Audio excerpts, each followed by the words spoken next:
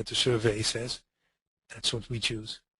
So it's all up to you. If you say, well, you know, I have 6.5 meters between the traces, but you know, who cares? I'm building a global acoustic impedance, an idea of how it is.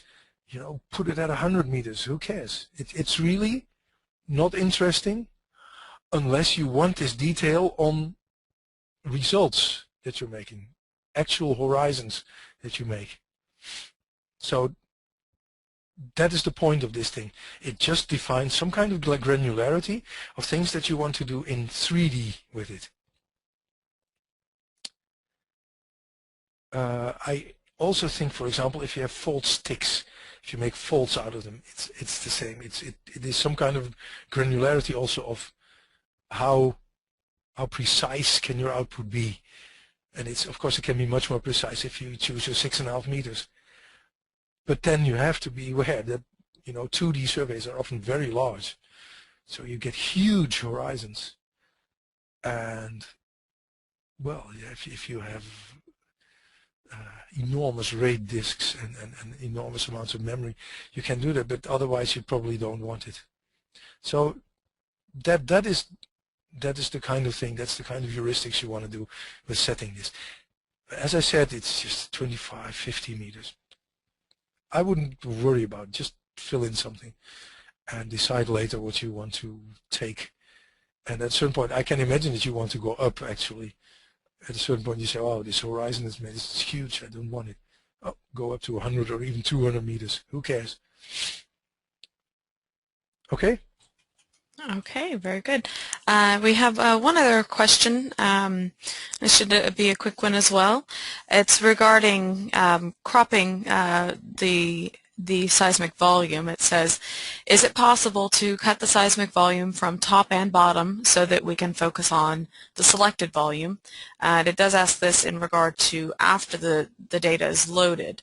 So in relation to this, yeah. but well, there's two things. You can either just, you know, sub-select on the fly. What you can do is you use what we call a work area, and there you can say, well, you know, I just want to go, I want to focus on 1,000 to 3,000. And you'll see that now these things are sticking out. But if I would now make a new inline, it would be, it's at the same position. But let's just, let's see, this one, I can just put it there. And see, so now this new one is much smaller. So that's basically the work area. That just sub-selects while you're at it. What you can also do is more fundamentally say, well, you know, I've loaded it, but it's, you know, this will never be anything. I can see that the C bottom always is, you know. Then go into Manage Seismics. Oh, well, this doesn't work for pre-stack. Pre-stack I would just leave, you know. I wouldn't really do that. Wouldn't mess too with that. But let's take the 3D test, because that's what we're looking at. If you know Manage Seismics, I have the cube. I can see it's 500 to 1500, and the copy cube. It's an important thing that you can use in all kinds of stuff.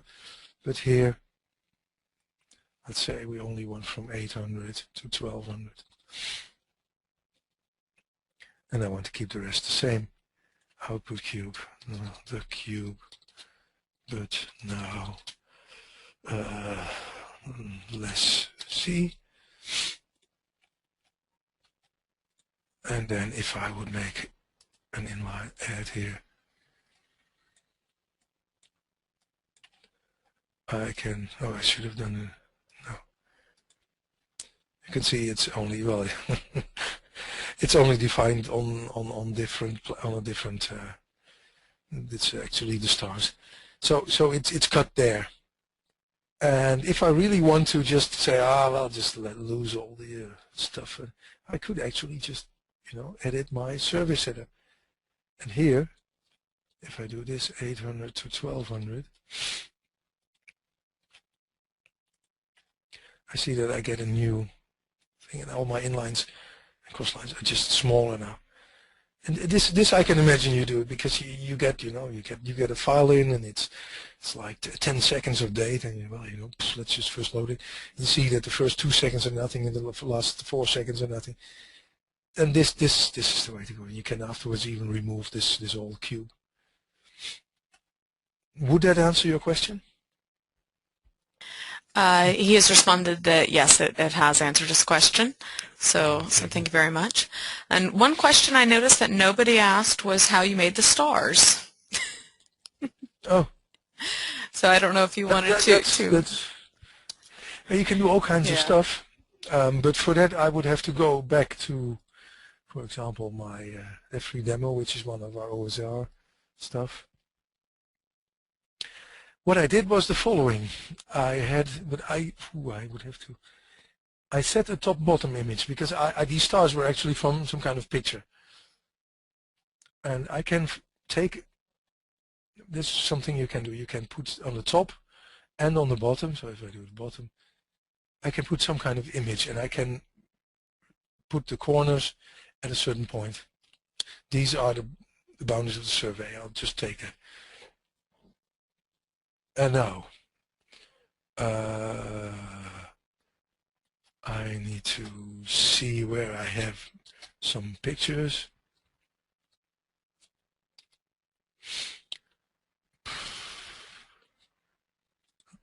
All files. No. Up. Do I have anything? Oh yes, of course I have something. This is, let's take this one for example, of service, this one. Now you can see that this picture is now gotten there. And what I can do is, well, I can set up a transparency if you want to. So this is very nice if you have, for example, things from Google Earth or something. You can always have it. You can also put it on the bottom. It's not really a big deal. What I made was a Z-slice.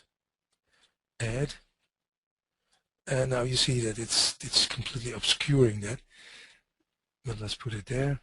I don't want to load anything. I just want to make this a bit transparent.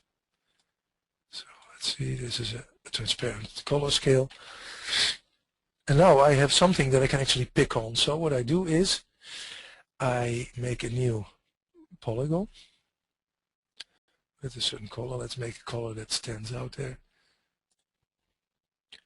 And then it would just be, something. And then, oh yeah, of course it was already. Yeah. Then I just, got for the stars and I would say I have to just do that, and then that. Let's say those things are actually stars. Well, maybe I can put something like that on it. And now I can do that and that. And then I can say close polygon. Now I've got a nice polygon which includes this. And I still have this little thing that I don't want. Right? Okay, this is my polygon, and let's be sure it's saved. I'm not never sure about it. And then I can do manage Seismic. In this case, it's a 2D3 survey. And I'm going to take the chimney cube, and I want to copy it. And a volume source selection, I can do a polygon. Which one? Well, polygon. So, okay.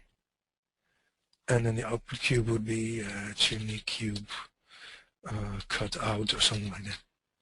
So this was the first phase of this thing. So I basically am now creating a new cube that only has what is inside the polygon.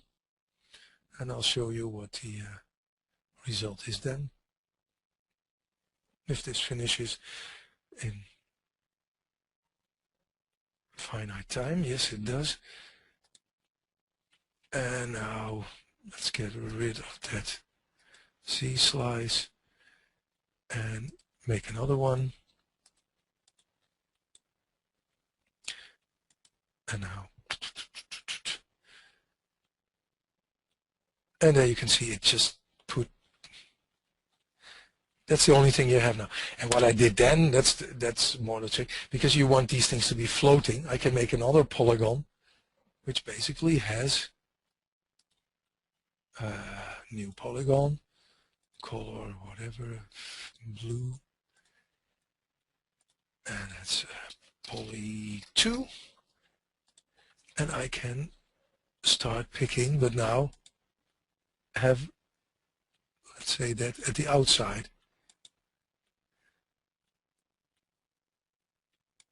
Something like that. I would have to remember, but let's say that this is then.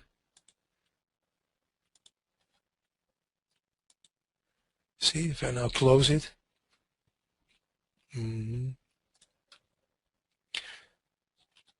Okay. Let's save it. Sorry. And do it again. Now I had this CC cut out. I'm going to copy it, and I'm going to use again a poly, but now poly 2. And output cube, final CC cut out or something like that. And that's about it. So now I expect, because this is at the outside of the polygon, to only have this. So you have to do it a little bit careful and all those kind of things. But then I got nice stars out of that. So dismiss, and then attribute, stored cube, final CC. Sorry, yeah, I have a bit of a cold, so you